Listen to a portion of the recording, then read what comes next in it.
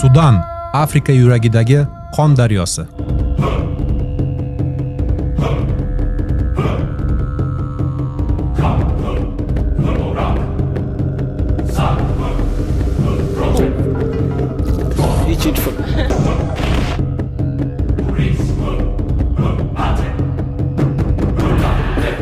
Butun dunyo G'azodagi genotsidni kuzatib turgan bir paytda Sudanda undan kam bo'lmagan dahshatli fojia yuz bermoqda. Kechagina prezident Al-Bashirni birgalikda ag'dargan ikki general hokimiyat va boylik uchun qonli to'qnashuvni boshladi. Rasmiy Sudan armiyasi bosh qo'mondoni general Abdel Fattoh al-Burxon Darfurdagi isyonchi kuchlarga rahbarlik qiluvchi Hamidti laqabi bilan mashhur general Muhammad Hamdan Dagalo bilan halokatli urushga kirishdi. Sudandagi zo'ravonliklar tufayli mamlakat ichida 3 millionga yaqin inson o'z uyini tark etib qochqinga aylandi.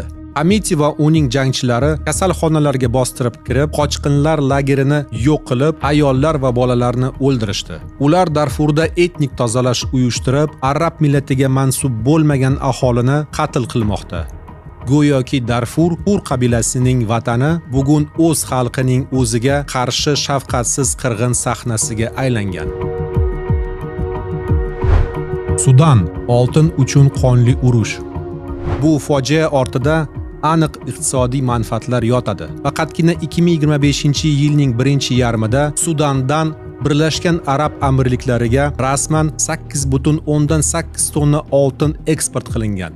Biroq yanada ko'proq miqdordagi oltinlar noqonuniy yo'llar bilan Dubayga olib ketilgan. 1 yil ichida Birlashgan Arab Amirliklari o'z oltin zaxiralarini 26% ga oshirdi. Ammo bu boylikning qayerdan kelgani haqida Abu Dhabi sukut saqlamoqda. Manba esa oddiy va qonli. Darfurdagi Jabal Amar oltin konlari. Bu yerda 50 kilogramm qumdan 1 kilogramm oltin ajratib olinadi. Bu yerda oltin shunchalik ko'pki, u qum bilan qorishib ketgan. Odamlar go'yo yerda emas, oltin ustida yurgandek. Va shu boylik uchun Muhammad bin Zayd butun bir xalqni qonga botirishga tayyor. Oltin kontrabandasi mukammal ishlangan sxemalar asosida amalga oshirilmoqda. Oltin Chad va Liviya orqali yashirin yo'llar bilan mamlakatdan olib chiqilmoqda. Liviyada esa Field Marshal Xalifa Haftar AQShning siyosiy qo'llab-quvvatlovi bilan kuchga ega bo'lgan shaxs Kufra aeroportini to'liq nazorat qiladi. U yerdan qimmatbaho oltinlar to'g'ridan-to'g'ri Birlashgan Arab Amirliklariga uchiriladi.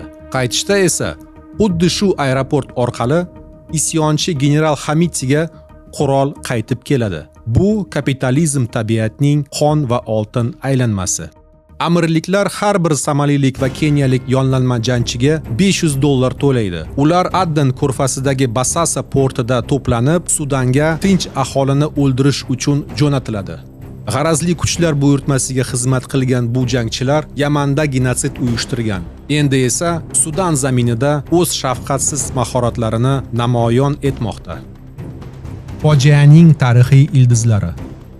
Sudan bu 47 million aholi, 130 etnik guruh va 80 tilni o'z ichiga olgan Afrikaning madaniy va milliy jihatdan eng murakkab va ulkan hududlaridan biri. Aholining 95% sunniy musulmonlardir. 2021-yilgacha, ya'ni xalqaro jamoatchilik xristianlar yashaydigan Janubiy Sudanni ajralishiga yordam bergunga qadar mamlakat yanada kattaroq edi. Haqiqat shuki, ajralgan xristianlar uchun Janubiy Sudanda hayot yengillashmadi. Endi ular bir-birlariga qarshi ochiq urush olib borishmoqda. Umar al-Bashir 30 yil davomida mamlakatni armiya va maxsus xizmatlar orqali boshqargan. U aynan shu Darfurga qarshi sodir etgan juda shafqatsiz jinoyatlari bilan mashhur bo'lgan. Endi esa u talon-taroj qilgan milliardlar bilan Arab amirliklarida tinch hayot kechirmoqda. Va mana paradoks, o'sha darfurliklar ajdodlari va otalari Al-Bashir tomonidan o'ldirilgan xalq bugun pul va hokimiyat uchun uning ittifoqchisiga aylangan. Darfur Bu 500 ming kvadrat kilometrlik hudud bo'lib, geografik jihatdan O'zbekistondan ham kattaroq. Bu yerda 13-14 million aholi yashaydi. Darfur 1916-yilgacha mustaqil sultonlik bo'lib, uni arab-afrikalik elita siyosiy barqarorlik va madaniy uyg'unlik bilan boshqargan. Endi esa bu zamin dahshatli qirg'inlar sahnasiga aylangan. Geosiyosiy shaxmat taxtasi. Sudan Afrikaning asosiy g'alla ishlab chiqaruvchi mamlakatlaridan biri. U o'zining hosildor yerlari va boy agrar salohiyati bilan qo'shni davlatlarni don bilan ta'minlab turadi. Bu yurt nafaqat Nil daryosining suvi va hosildor yerlari, balki yer ostidagi boyliklari bilan ham mashhur. Qizil dengizga chiqadigan strategik yo'li orqali Sudan, Misr va Yaman kabi mintaqaviy davlatlar bilan aloqalarni kengaytirish va mustahkamlash imkoniyatiga ega. Shu bois Sudanni zaiflashtirish va parchalashga qaratilgan harbiy harakatlar orqali hududdagi strategik kuchlar muvozanatini o'zgartirish ko'zlangan. Xulosa shuki, g'arazli kuchlar aynan shu maqsadni ko'zlamoqda. Bu qonli o'yinda Feldmarshal Xalifa Haftarning paydo bo'lishi tasodif emas. U Kaddafi davrida AQShda yashagan. Keyin esa uning ag'darilishidan so'ng Wagner xususiy harbiy kompaniyasi ko'magida Liviyaga qaytgan. Hozirda u sharqiy Liviyani nazorat qiladi va Sudanni talon-taroj qilish uchun logistik tarmoqni ta'minlab turibdi. General Hamiti esa ayni paytda yangi boylar qatoriga kirgan shaxs bo'lib, u bir paytlar juda ham kambag'al bo'lgan. Ammo o'z xalqi qoni evaziga millionerga aylandi. U jaholati va bilimsizligi uchun shimoliy qabilalardan chiqqan savodli odamlarni yoqtirmaydi.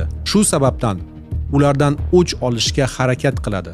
Boylik va hokimiyatga erishish yo'lida u zaifa ayollarni zo'rlaydigan va begunoh chaqaloqlarni ham ayamay o'ldiradigan insoniylikni unutgan yirtqichga aylandi.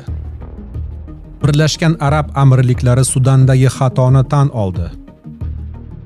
Birlashgan Arab Amirliklari prezidentining maslahatchisi Anvar Gargash Sudandagi harbiy to'qnashishni qo'llab-quvvatlab, jiddiy xatoga yo'l qo'yganini tan oldi. Uning so'zlariga ko'ra, ikki sudanlik general hukumatni ag'dargan paytda ulardan birini qo'llab-quvvatlash orqali vaziyatni yanada murakkablashtiruvchi noto'g'ri qaror qabul qilingan. Ortga nazar solsak, bu katta xato bo'lgan ekan. Biz o'sha paytda o'z pozitsiyamizni qat'iyroq turib himoya qilishimiz kerak edi, dedi Gargash. We all made the mistake when the two generals who are fighting the civil war today overthrew the civilian government. That was, in my opinion, looking back, was a critical mistake.